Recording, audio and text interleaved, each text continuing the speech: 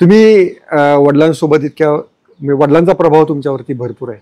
असा वडिलांचा असा कोणता गुण आहे की तो असं वाटतं की तो मी फॉलो केला पाहिजे आणि त्याचं मला पुढे उपयोग अजूनही होतो आहे?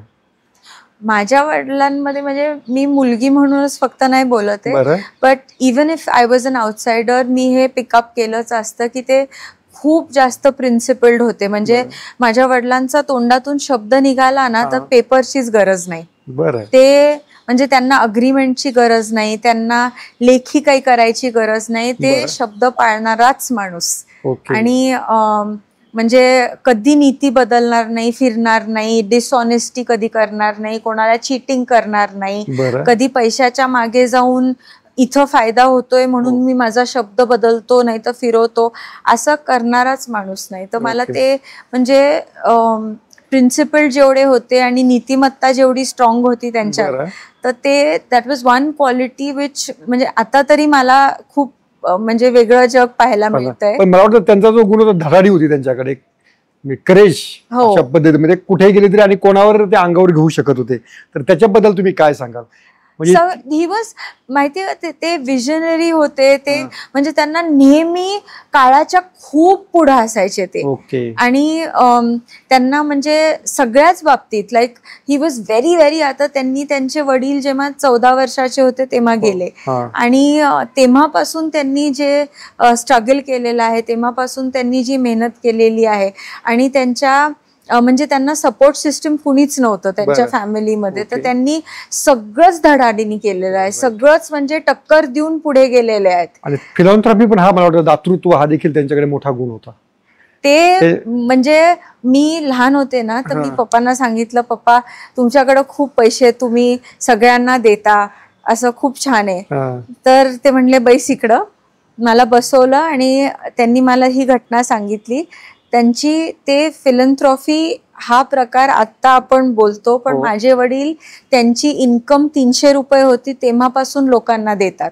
आणि ते म्हणले की आपल्याकडं जेवढं आहे त्याच्यातून देणं शिकायचं आणि जेवढं देता येतं तेवढं द्यायचं.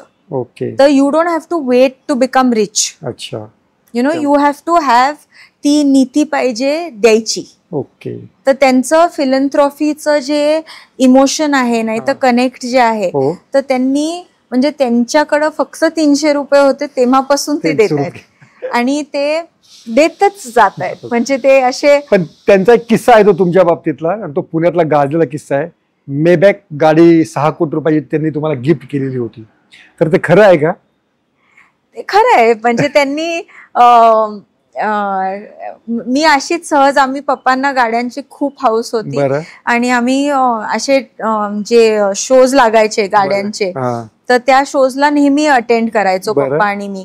तर मी सहज असंच बोलले की ही गाडी छान आहे, म्हणजे डिफरंट आहे, अशी लेग रूम छान आहे आणि रिक्लायनर्स आहेत. आणि मला माहिती नव्हतं की पप्पांनी ती बुक केली, नुसतं मी असं बोलले म्हणून, आणि बुक केली आणि ही मेड शुअर की माझ्या बर्थडेला ती यायला पाहिजे. तर ती गाडी आहे का अजून? हो, ती मी कधी नाही विकणार. पण काय गाडीचं वैशिष्ट्य काय होतं असं तुम्हाला ती आवडली का होती इतकी गाडी? ती मला ड्रायव्हिंगची हाऊस आहे आणि गाड्यांची अशी पप्पानी एवढी नाही हाऊस, गाड्यांची हाऊस आहे. तर ती अशी मागे व्हेरी कम्फर्टेबल आणि लेग रूम खूप छान आहे, त्याच्यात प्रायव्हसी पार्टिशन आहे आणि व्हेरी फॅन्सी इंटिरियर्स. तर म्हणजे लहान होते तेव्हा, तर दिस वॉज असं लहानपणी. त्यामध्ये पुण्यामध्ये बातमी झालेली होती मला गाडी 6 कोटी रुपयाची गाडी गिफ्ट केली म्हणून. आठवतंय तुम्हाला ते? हो हो, ऍब्सोल्युटली. सोशल मीडियाच्या भाऊ गर्दीत विश्वासार्हतेने चकाकणारे नाव म्हणजे लेट्सअप मराठी.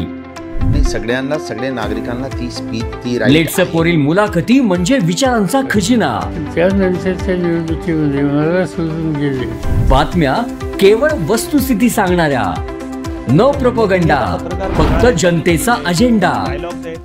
क्योंकि आने वाला कल जाने वाला है, जाने वाला कल आने वाला है. राजकारण, मनोरंजन असो की क्रीडा क्षेत्र, महाराष्ट्राची स्पंदने संवेदनशीलतेने टिपणारे माध्यम म्हणजे लेट्सअप मराठी.